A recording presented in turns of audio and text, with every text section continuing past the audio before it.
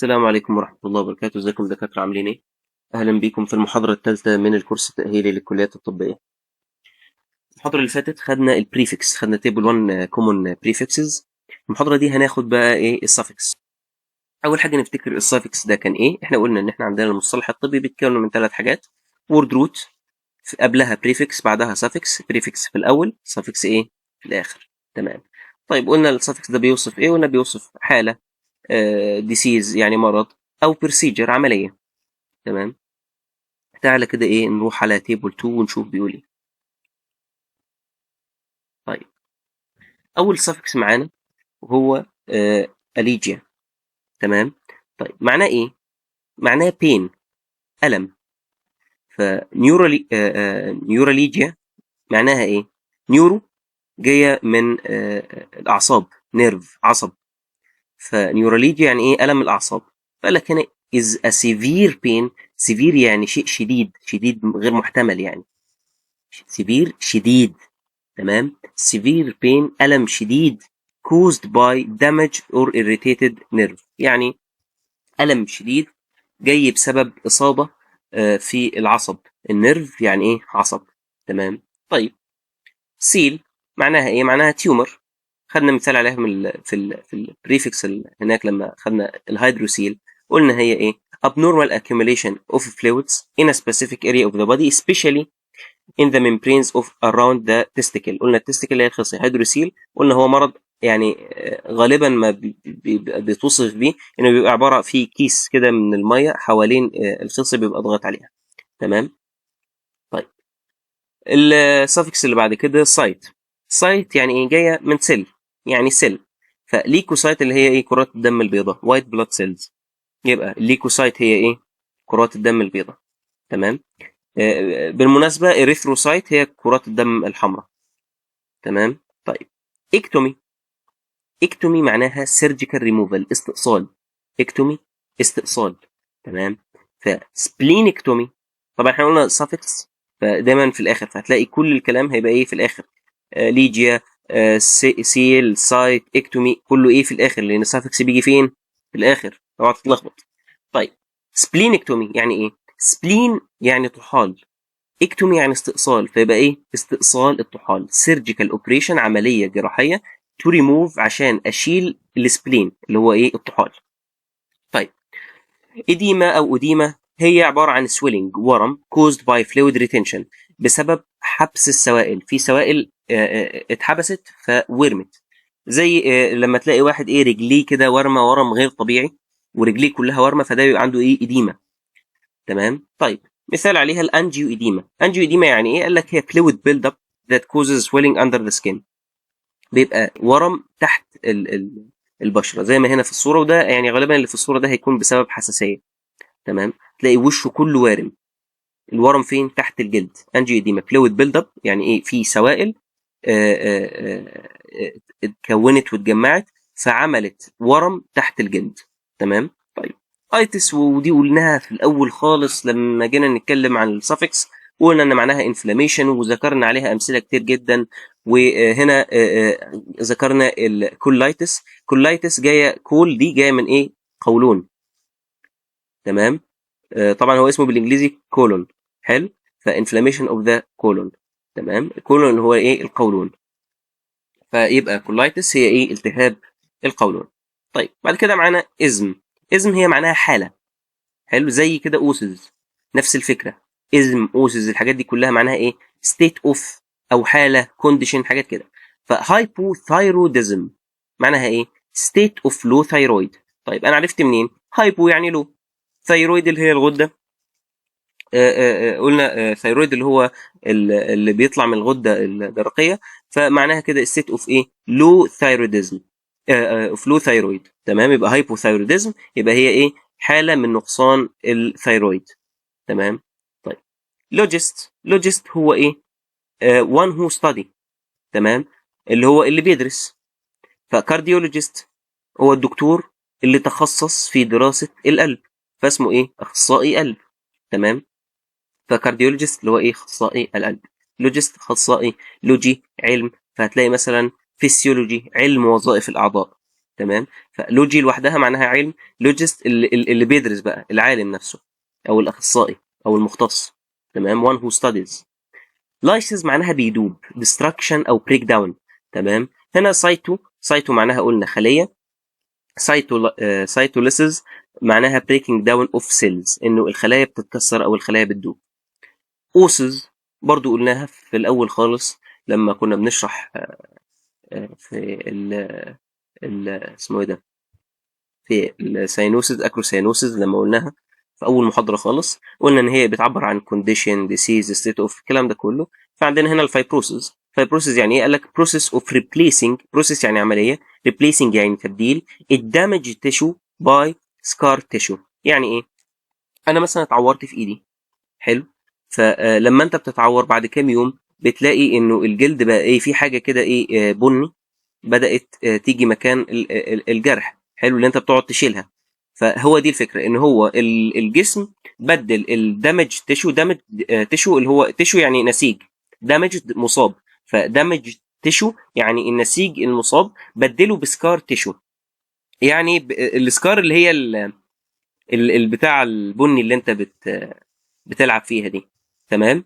فهي دي الفكره، يبقى فايبروسيس هي العمليه اللي بنبدل فيها التعويره اللي عندك وبنغلفها بالسكار تيشو. تمام.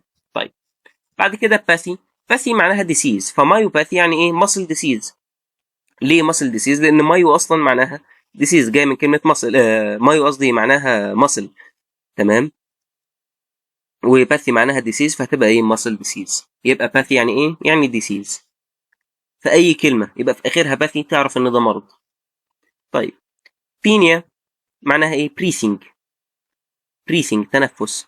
اورثوبينيا، اورثو دايما لما بتيجي في اي كلمه بتبقى بتعبر عن الوضع او المكان. تمام. فهنا اورثوبينيا انه عنده a condition in which person has great difficulty in breathing while lying down، يعني هو بيبقى عنده صعوبه في التنفس لما بيبقى ايه، نايم كده، lying down يعني نايم كده ايه، على ظهره. تمام. طيب بويسز معناها برودكشن، تصنيع.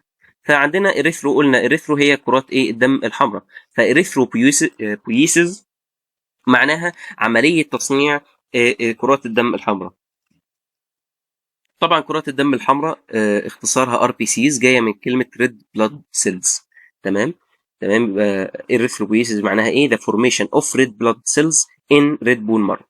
طيب بروتوسيس معناها دروبينج، وهي اصلا يعني الكلمه نفسها مرض لوحده. هي عباره عن كونديشن، حاله in which your upper يعني العلوي، eyelid هو الجفن. فبيقول لك هنا انه جفن عينك اللي فوق، حلو، drops over your eye، يعني هيبقى ايه؟ نازل لتحت زي ما في الصوره. بص هنا دي عينه الطبيعيه، هنا الجفن ايه؟ واقع تحت. دروب يعني ايه؟ شيء واقع نازل. drops over your eye affecting your vision and appearance، يعني هيأثر على الرؤية وكمان هيأثر على شكلك، انه شكلك مش هيبقى حلو. تمام. طيب بعد كده معانا ريا، ودي احنا كنا قلناها خالص في اول بريفكس اللي هو لما قلنا مرض امينوريا، قلنا يعني لا كف، مينو جايه من كلمه month، وريا معناها ايه؟ فلو او خروج او تدفق. فهنا جاي بمعنى fluid discharge. وهنا ضربنا المثال بتاع دايريا. يعني ايه دايريا؟ يعني اسهال، والكلمه دي هتبقى يعني هتلاقيها منتشره معاك جدا في دماغك، فلازم تعرفها. دايريا يعني ايه؟ اسهال. تمام. a condition in which someone frequently passes liquid feces. تمام. الاسهال هو ايه؟ انه البراز يبقى ايه؟ مايل لحاله السيلان. تمام. طيب ريجيا وريا هتلاقيهم ايه؟ قريبين كده من بعض في السبيلنج، وتحس ان هم يلخبطوا، فلازم تفرق ما بينهم. ريا هو تدفق، فلويد ديسشارج، يعني ايه؟ في حاجه بتطلع، ميه بتطلع، حلو، بس هي بتطلع عادي. هنا ريجيا ابنورمال فلو كونديشن، يعني ايه؟ غير طبيعي. يبقى هنا في فلو عادي، انما هنا الفلو غير طبيعي او التدفق غير طبيعي. طيب زي ايه؟ زي المينوريجيا. يعني ايه مينوريجيا؟ هتقول لي مينو، انا عرفت ان هي الدوره الشهريه او جايه من كلمه شهر، يعني فاحنا بنقصد بيها الدوره الشهريه. طيب ريجيا، لا، ان هو يبقى فيه نزيف. يعني انه الدم اللي بينزل مش المقدار الطبيعي، لا، excessive ministerial flow، يعني في عندي نزيف، في دم زياده بينزل. تمام. ماليشيا abnormal softening، يعني ايه؟ طري بزياده، soft يعني طري. وده مرض برضو هتلاقيه بيصيب الاطفال، اوستيوماليشيا.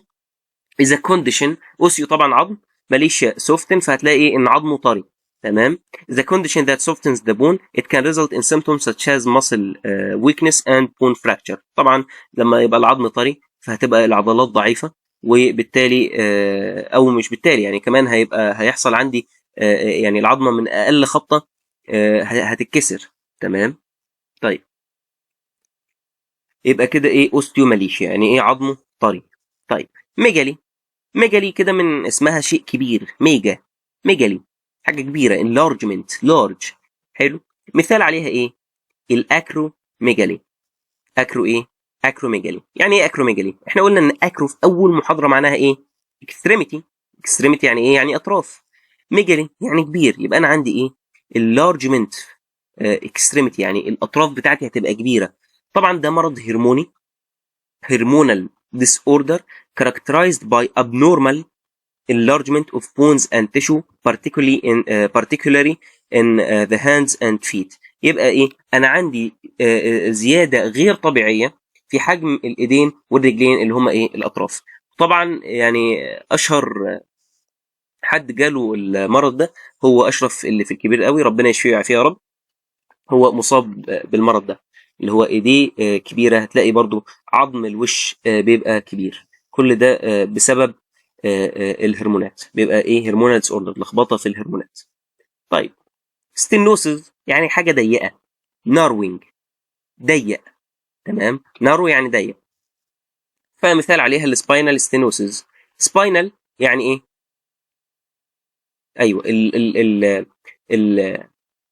العمود الفقري اسمه ايه؟ سباينال كورد. تمام. فسباينال ستينوسز هي condition that narrows the space in the spine. تمام. putting pressure on the spinal cord or nerves، بيعمل ضغط على السباينال كورد. السباينال كورد اللي هو النخاع بتاع اللي موجود جوه الفقرات، مش فاكر اسمه كان ايه.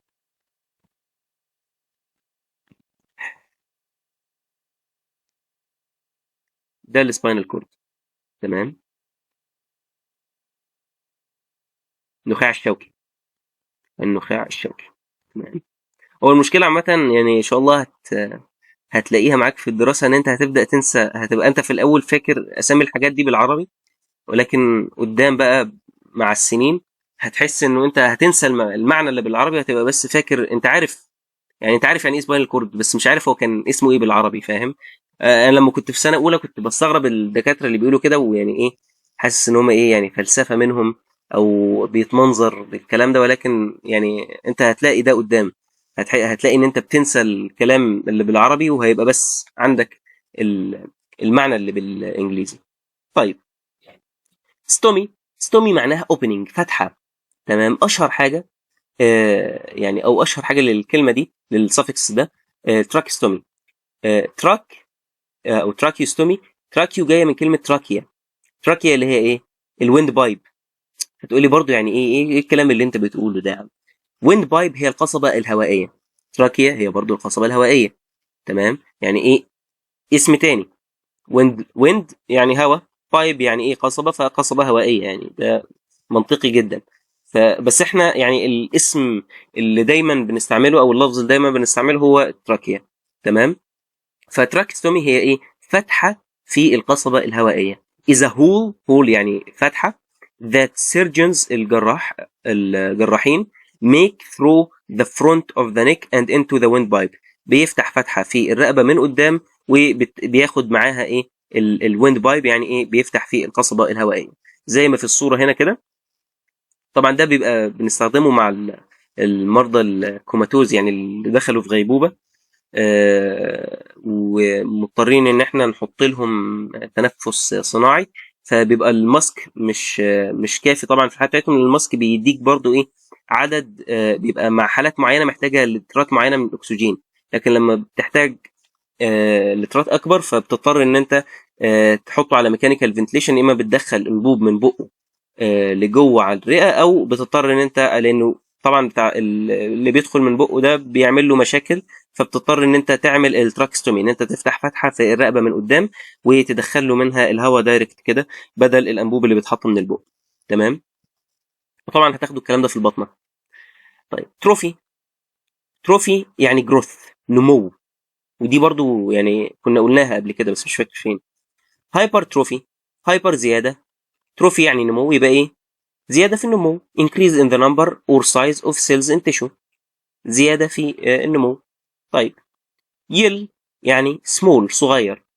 فدكتل، دكتيول، دكتيول معناها ايه؟ سمول دكت. تمام. الدكت طبعا اللي هي القناه. تمام. او الانبوبه. طيب جرام، يعني ايه جرام؟ ريكورد او بيكتشر، يعني صوره او رسم، تسجيل. اشهر حاجه طبعا كلنا عارفين رسم القلب، الكارديوجرام، هو recording a diagram of heartbeat drawn by machine. تمام. طيب اخر حاجه معانا وهي اكتومي. هتقول لي اكتومي احنا خدناها فوق. تمام، انا حطيتها لك في الاخر لان في مثالين تانيين كنت حابب ان احنا نركز عليهم. وهم تقريبا عمليتين اغلبنا نعرفهم. هتقول لي انا اعرف الاتنين دول، هقول لك اول عمليه وهي ازاله اللوز. طيب انا دلوقتي سيبك من الكلام اللي مكتوب، انا دلوقتي لو عايز اقول ازاله اللوز بالميديكال ترمينولوجي او ان انا اقول مصطلح طبي معناه ازاله اللوز، هقول ايه؟ هتقول لي لوزكتومي. يعني منطقي، ما انت مش عارف يعني ايه لوز. طيب لوز بالانجليزي يعني تونسلز. تمام. فهنقولها ازاي؟ تونسلكتومي. تمام. ازاله ايه؟ اللوز. يبقى ازاله اللوز اسمها ايه، او بنقول او ايه المصطلح بتاعها؟ تونسلكتومي. تونسل جايه ايه؟ من كلمه تونسلز يعني ايه؟ يعني لوز. واكتومي احنا قلنا اصلا معناها ايه؟ سيرجيكال ريموفال، يعني استئصال. طيب هتقول لي ماشي، دي وعرفناها. اللي تحت دي عمليه ايه؟ اقول لك عارف عمليه الزايده؟ تقول لي بنشيل فيها الزايده. هقول لك بالظبط هي دي ابندكتومي. ابندكتومي جايه من كلمه ايه؟ ابندكس. ابندكس معناها الزائده. تمام. اللي هي الزايده. فابندكتومي اللي هي استئصال الزايده، removal of the appendix. removal طبعا ايه؟ يعني انه بيستأصل او بيشيل. appendix اللي هي ايه؟ اللي هي الزايده. طيب نخش على اخر حاجه معانا وهي الادجكتيف suffixes. يعني ايه adjective؟ يعني صفه. suffixes احنا قلنا اللي هي اللي بتيجي في الاخر، فهي suffixes بتيجي في الاخر بس بتدي صفه معينه. طيب قال لك adjective suffixes are added to the end of a base word to modify its meaning or to create a new adjective. يعني ايه؟ احنا قلنا اصلا انه كل suffixes بتيجي في الاخر. تمام. اي suffix هيجي في ايه؟ في اخر الكلمه end of a base word. طيب الادجكتيف suffixes دي بتعمل ايه؟ زي ما قلنا to modify يعني تعديل its meaning يعني هتعدل المعنى بتاعها، او to create new adjective ان هي هتكون صفه جديده. طيب قال لك they can indicate qualities such as، قال لك هم ممكن يشيروا إلى بعض الصفات زي size الحجم، color اللون، shape الشكل وغيره. طيب there are several common adjective suffixes in English. احنا عندنا طبعا adjective suffixes كتير، ولكن احنا يعني دلوقتي هنقول بتاع كام نقطة؟ 1 2 3 4 6 7 نقط أو 7 من ال adjective suffixes. تمام. ودول يعني ايه اللي ممكن ان شاء الله تقابلهم وتحتاجهم. طيب which can help you identify an adjective when reading and enhance your writing by expanding your vocabulary. يعني ايه؟ قال لك ان هم هيساعدوك ان انت تعرف او تتعرف على الصفة لما تقرأ الكلمة، وكمان هيحسن من الرايتنج بتاعك، كتابتك by expanding your vocabulary، ان انت هيبقى عندك كلمات جديدة، فبالتالي هتساعدك في الكتابة.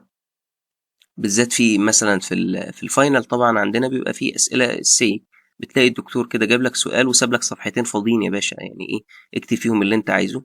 فطبعا الأحسن ان انت لما تبقى كتابتك بشكل منظم والكلام كله كده ماشي مع بعضه، هيبقى الدكتور مرتاح اكتر وهو بيقرا اجابتك. انما لما تكتب كلام ويبقى القواعد بتاعت الانجليزي عندك ضايعه، فكأن حد بيكلمك بعربي مكسر، هتلاقي انه الكلام بالنسبه لك يعني بيخش كده في دماغك بيعمل ايرور. تمام. طيب some of these common suffixes، ناخد بقى ال adjective suffixes دول. اول واحده معانا able. able يعني ايه؟ يعني قدره، ان انا عندي قدره ان انا اعمل حاجه، يبقى هو suffix بيدي صفه القدره. used to create adjectives بنستعمله عشان نكون صفات that express اللي بتبرز the ability هي القدره، possibility اللي هي الامكانيه of something to happen. يبقى هو بيقول لي ان الصفه دي ممكن تحصل، او انه بيقول في امكانيه للشيء ده انه يحصل. تمام. زي ايه مثلا؟ responsible مسؤول، understandable مفهوم، في قدره ان انا اقدر افهم الشيء ده، انه مثلا المحاضره دي understandable. enjoyable ممتع. تمام. طيب يبقى able بتدي ايه؟ معنى عن القدره او الامكانيه ان الشيء ده ممكن يحصل. طيب al دي معناها ايه؟ قال لك this بتكون صفات forms adjectives that describes something relating to، يعني شيء بيتعلق به. يعني ايه؟ مثلا عندي كلمة person يعني شخص، لما هضيف لها suffix al هتبقى ايه؟ personal، هتبقى شخصي، يبقى هي شيء بيتعلق بالشخص ده. حلو، يبقى هو كان شخص، لما ضفت له السفكس ده كان ايه؟ بقى ايه؟ بقى شخصي. تمام. مثلا عندنا territory. territory يعني ايه؟ يعني اقليم. territorial يعني اقليمي. تمام. يبقى انا ال ال ال او اي ال على حسب طبعا، يعني هتكتب دي او هتكتب دي على حسب الكلمه اللي عندك. مثلا هنا كانت territory، فشلنا الواي وحطينا بدلها اي. تمام. ده يعني ده كله كلام انجليزي، يعني مش يعني اكيد مش هنقوله يعني. تمام. فهي فكرتها انه انا بقول انه ده بيتعلق بالشيء ده، زي كلمه ايك هتيجي معانا بعد شويه. تمام. برضو زي ايه؟ ميوزك يعني موسيقى. حلو، ميوزيكال موسيقي. تمام. وطبعا عارفين كلنا ان الموسيقى حرام، ربنا يتوب علينا اجمعين. طيب الكلمه اللي بعدها فل هو suffix بيكون صفه بتؤشر that indicate يعني بيؤشر او بيقول لي the full of a certain quality، يعني الكمال او الامتلاء او الكمال في الصفه دي. زي ايه؟ beautiful جميل، powerful قوي، successful ناجح. بيقول لي انه ايه؟ او بيقول لي الكمال في الصفه او في الاسم ده. تمام. الكلمه او السفكس اللي بعديه هو اك زي ال pre-trained to او relating to بيتعلق ب or show a characteristic of a specific noun. زي ايه؟ scientific بيقول لك ان الشيء ده علمي. artistic بيقول لك انه الشيء ده فني. رومانتك بيقول لك ان الشيء ده رومانسي، هكذا. تمام. يبقى اك هو برضو ايه؟ بيتعلق بيه، او بيقول لك او شو كاركترستيك بيظهر خاصيه او حاجه معينه في النون اللي عندك ده. تمام. يبقى تاني عشان ما نتوهش من بعض، able يعني قدره، ال واك الاثنين دول بيقول لي انه الشيء ده بيتعلق ب، او انه الاسم ده متعلق بحاجه. فول بيقول لي انه ده بيبرز لي الكمال في الصفه دي. طيب less لا، بيقول لك ده ايه؟ ده مفيش. the lack or absence of a particular quality. يبقى هو بيكون صفات produces يعني ايه؟ بيكون adjectives يعني صفات، بيكون صفات that denote اللي بتقول لي the lack or absence of a particular quality or element. يبقى انه انا element ده او الكواليتي او الصفه دي مفيش منها. طيب يعني ايه برضو؟ مثلا عندك هنا end معناها نهايه. endless يعني ايه؟ مفيش نهايه، لا نهائي. fear يعني خوف. fearless يعني ما بيخافش. color يعني لون. colorless يعني بدون لون. تمام. او بهتان كده، يقول لك ايه ده؟ colorless. تمام. طيب OUS عكسها بقى. This suffix forms adjectives that signify the presence of a particular quality or essence. يبقى اللي قبلها less كان بيقول لك ايه؟ absence. هنا ايه؟ presence غياب، presence وجود. تمام. يبقى الاثنين دول ايه؟ عكس بعض. absence معناها ايه؟ غياب. presence حضور. تمام. حتى في كشف الحضور والغيابة يقول لك ايه presence and absence. تمام. طيب امثله عليها generous، يعني ايه؟ يعني كريم. هو بيقول لك ايه؟ انه صفه الكرم هنا موجوده، فده شخص كريم. dangerous، danger اللي هو الخطر، dangerous يعني خطير، فهنا في خطر، بيقول لك وجود الخطر، فdangerous خطير. marvelous رائع. طيب اخر واحده معانا وهي حرف الواي. This suffix create adjectives that describes the state, condition or quality of a noun. بيوصف حالة أو وضع للاسم اللي معانا ده، زي rainy، shiny. rainy طبعا يعني إيه؟ ممطر، جاية من كلمة rain مطر، rainy ممطر، shiny لامع، happy سعيد. فهو بيقول لك أو بيوصف لك حالة معينة، زي هنا في rainy وصف لك حالة الطقس، هنا في happy وصف لك حالتك أنت المزاجية أو المود بتاعك. تمام. اخر حاجه خالص هي مالهاش علاقه بالسافكسس، ولكن بالمره ناخدها عشان نبدا في المحاضره الجايه على طول من اول الورد بيلدينج. فيها ناخد الميديكال سيمبلز. طيب اول حاجه معانا السيمبل ده اللي هو بيقول لي ان ده اكبر من greater than، وده اصغر من، اكيد كلنا عارفين يعني الاثنين دول. سهم طالع لفوق ده بيقول لي يعني هاير. طبعا الحاجات دي انت هتلاقي في المحاضرات، او لما تيجي تقرا كتاب مثلا او تقرير او حاجه، بدل ما هو بيقول لك حاجه greater than حاجه، بتلاقيه بيستخدم ايه؟ رمز. تمام. فهي دي الجدول ده، هو جدول صغير طبعا، هو بيقول لك ايه؟ الرموز الطبيه. فانا بدل ما اقول لك مثلا انه كذا كذا هاير او elevated، بقوم حاطط لك ايه؟ سهم لفوق، فتفهم منه ان ده ايه؟ شيء عالي. تمام. او ان انا اقوم حاطط لك سهم لتحت، فتفهم انه ايه؟ ده شيء واطي، لور او داون. تمام. طبعا الهاشتاج ده بيبقى رقم، والفاصله اللي فوق دي يا اما فوت او منت. فوت اللي هي وحده قياس القدم، ومنت اللي هي الدقيقه. لو اتنين يبقى يا اما انش او ايه؟ سكند. تمام. سكند اللي هي الثانيه، والانش اللي هي برضو وحده قياس. طيب الدايره الصغيره دي هي الديجري، الدرجه، سواء كان زاويه، فمثلا يقول لك الزاويه دي مثلا 40 درجه، او درجه حراره، يقول لك 27 سيليزيوس مثلا، فهتلاقي ايه؟ بيحط لك 27 وفوقيها الدايره دي، فتفهم ان ال 27 دي ايه؟ درجه. حلو. طيب في الباثولوجي بقى بالذات بقى، لما هتيجي تاخد الامراض، هتلاقي مثلا ايه؟ يقول لك اف اكبر من اف، وبعدين يحط لك رمز الاكبر من ام. اف طبعا معناها ايه؟ فيميل. ام معناها ايه؟ ميل. تمام. طبعا الام هتبقى كابيتال، وهتلاقي الدكتور عامل لك كده عليها ايه؟ بولد. بس يا شباب بكده تكون ان شاء الله محاضرتنا خلصت. فاضل لنا ايه؟ نحل الكويز. للاسف الكويز اللي فات 4 بس اللي حلوه، فيعني حاولوا تحلوا الكويزات، وان شاء الله بقى مش هنحل الكويز بقى في المحاضره دي، انتوا حلوه مع نفسكم، وان شاء الله هتنزل في فيديو تاني، لانه غالبا انتوا بتشوفوا الفيديو ما بتحلوش الكويز نفسه. فانت افتح دلوقتي الوصف بتاع الفيديو، ان شاء الله هتلاقي الكويز في اول لينك خالص، هتلاقي مكتوب كويز 3 كده، هتدوس عليه على اللينك، تحل الكويز ان شاء الله، وبعد كده ادخل على القناه، هتلاقي فيه فيديو حالل فيه الكويز لوحده. تمام. بس كده بإذن الله تكون محاضرتنا خلصت. ما تنساش لو عجبتك المحاضرة تضغط لايك وتشترك في القناة. معانا النهاردة حديث نبوي شريف، يقول صلى الله عليه وسلم: يقال لصاحب القرآن اقرأ وارتق ورتل كما كنت ترتل في الدنيا، فإن منزلك عند آخر آية تقرأها. طبعا صاحب القرآن مش بس اللي حافظ ليه، صاحب القرآن هو القارئ للقرآن، العامل بما فيه، الملازم له تلاوة وحفظا. فاحنا جايين النهارده على مسألة حفظ القرآن. انا ازاي احفظ القرآن؟